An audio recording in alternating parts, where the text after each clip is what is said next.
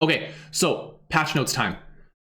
I'm going to talk about patch notes. I'm going to give you guys my opinions. Again, if there's any questions, leave them in chat and I will answer them either as it's relevant or I'll answer all of them at the end. If you're watching this after the live stream's over, leave it in the comments section. I will get back to you.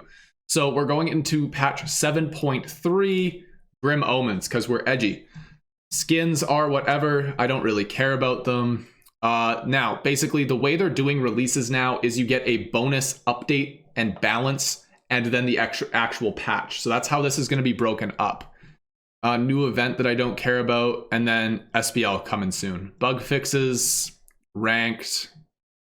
Basically, 7.3 marks a new split, and variance is back. So this split is going to feature a soft variance reset. For those of you that don't know, I hate variance. It's the reason I'm in elo hell. Maybe I'll be able to, I might like main roll jungle or something and try and get my elo as high as possible using variance.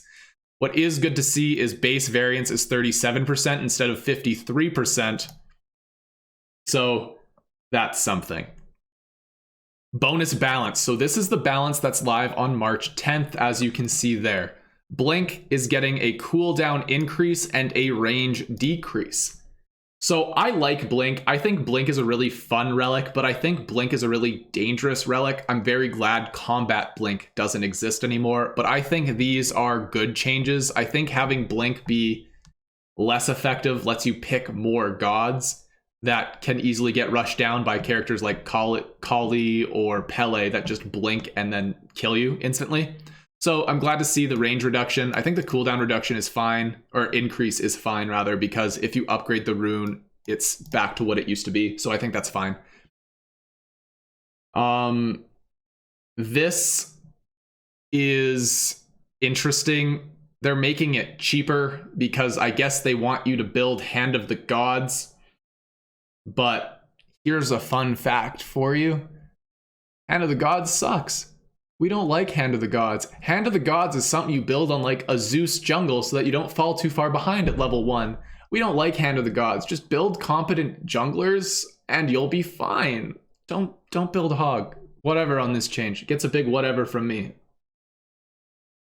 It's being nerfed. Yeah, Blink's getting a distance nerf, and the walls, people will figure it out. It's just like Camazotz and Discordia jumps. Like, people found a way where they can find their walls that they can jump over and the walls they can't. It'll be a learning curve, but I don't think it's a big negative. Shoes of the Magi is getting lifesteal and mana. So this is now probably a pickup on Anubis. I don't know. I wish if they're adding lifesteal to it, I wish this boots would be green so that it like fixes the theme of lifesteal. Zeus jungle. I'm talking like for your casual of the casual games where you're like having yourself a fun time. It's just too expensive. Right now with Hand of the Gods, you're giving up your mana or your multi-pot and your health pot, which is your sustain for when you want to go and fight, or secure on an invade. Like, if you know that you're going to get invaded, picking up Hog is okay, but it's a trade-off, and I personally think it's not a good trade-off to take. It just it varies situational. Like I said, if the enemy team has like a Hercules, then you can probably opt into Hog because the odds are the Herc player's a dick and he's going to run at you. But it just depends. It all depends. I personally don't like it very much. I hope it gets changed and is more impactful. Transcendence, this is a good one. Transcendence is no longer going to have 10% cooldown reduction until it's fully evolved, which is awesome. If I'm set, I can get Hog and a health pot with my starting build. What's your starting build? The way I build set is Assassin's Blessing and tier 1 Mace or tier 1 Katana, which are both 700 gold. Now you can build one health pot and Hog. I'll like test it, but like still not a huge fan. They reduced Kukulkan passive and they made Spirit of the Nine Winds an actual ult cooldown. This is fantastic. This is a very good nerf. I think this is also a good nerf because maybe Cuckoo will build differently. I don't think it stops them from rushing Book of Thoth, but Hell, any nerf to Cuckoo is a welcome nerf. This is one of my favorite changes. I think we see Nemesis come back into the light a little bit more. A 2-second decrease on her jungle clearing ability is going to help a lot. A lot of the times the early game timers were very awkwardly timed with the 13-second cooldown. And with it being 11 seconds, I think it will help her early game, and then late game, she's just going to do Nemesis things. Odin getting more nerfs. Whatever. This is fine. Making it an alt cooldown is awesome, but this isn't good. Odin doesn't build damage items, so attacking his scaling doesn't change the fact that he's just going to run at you with full protections and kill you. This, don't be fooled. Any nerf is, I guess, a welcome nerf to Odin, but like, this does nothing. He's still the best character in the game.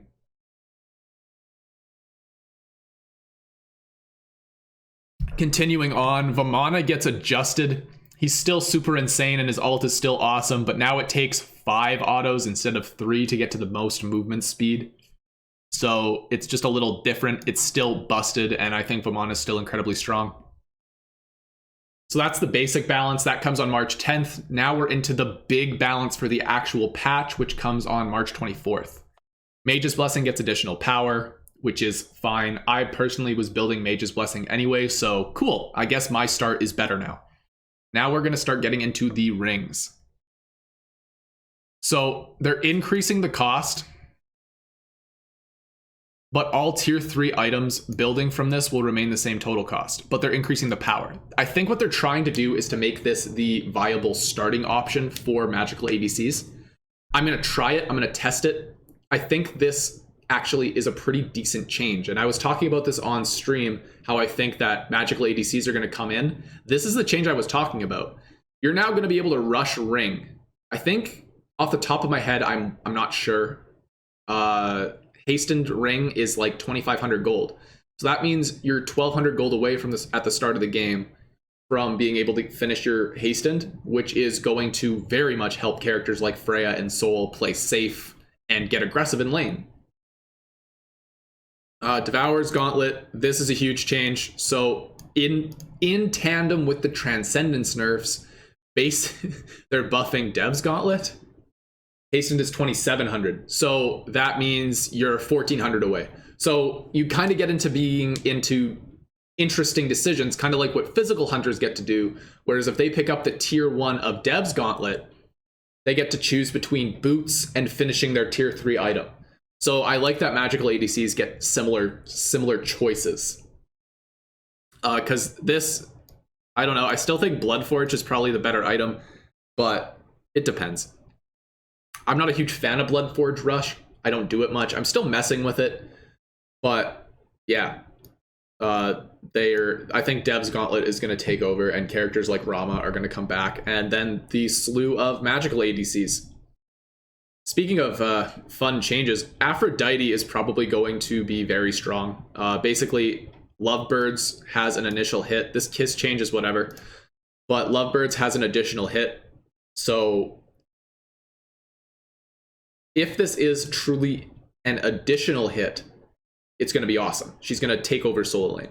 If it's just the first hit in the chain hits sooner, then they A, have to fix how this reads, and B, it's fine. She pretty much stays in the same spot. But if this is an extra hit on her clear, Aphrodite's looking good.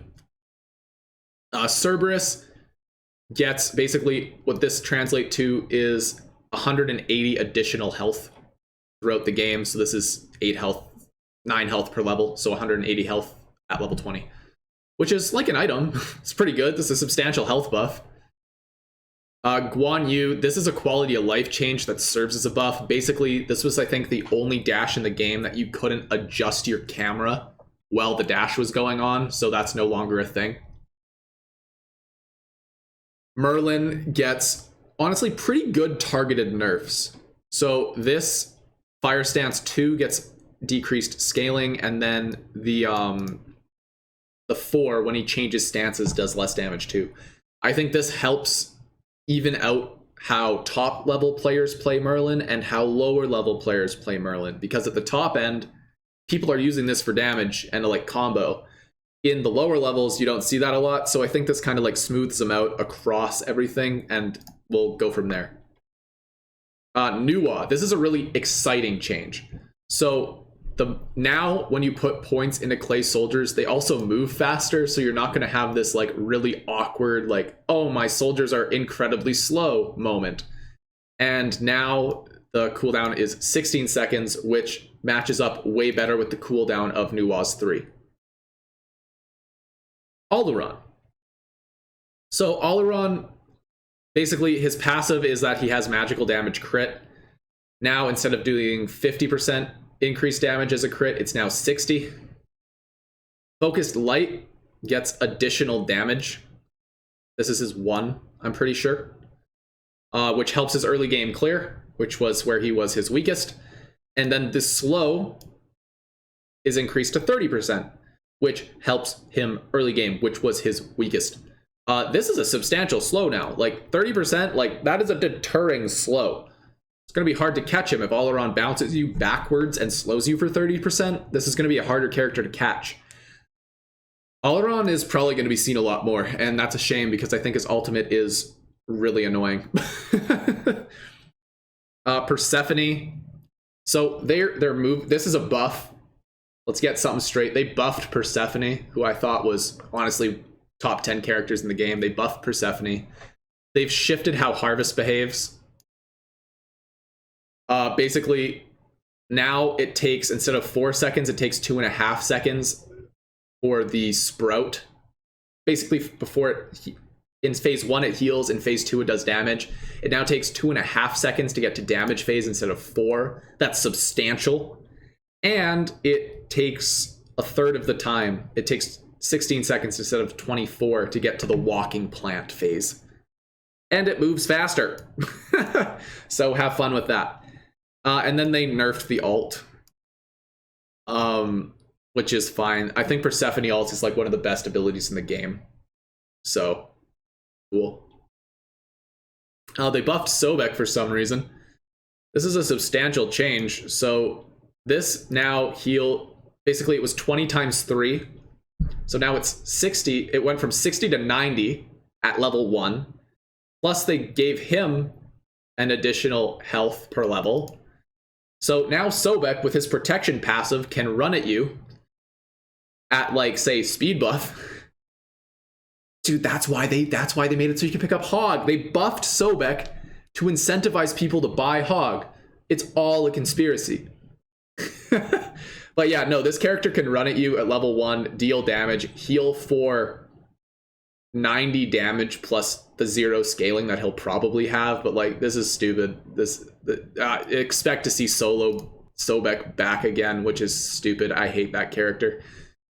Soul gets some quality of life is what I'm gonna call it. Her passive decays slower, and this no longer causes minions to run away. And then this is whatever. Plus more heat, because Soul had a hard time getting heat, I guess. And then they nerfed they nerfed Jing Chen, which is fine. I hear he's really good. I haven't seen it, especially not in my games. I might have to try him, but like, they nerfed the dash damage by 5 and the hook slam root. The root is fine. I think the root change is cool, but who cares? And then PTS, they're still adjusting Persephone, because who would have guessed character's strong. That's your patch notes. Those are coming out over the next couple weeks. So yeah, if you liked it, subscribe to the channel, and I'll see you guys in the next video.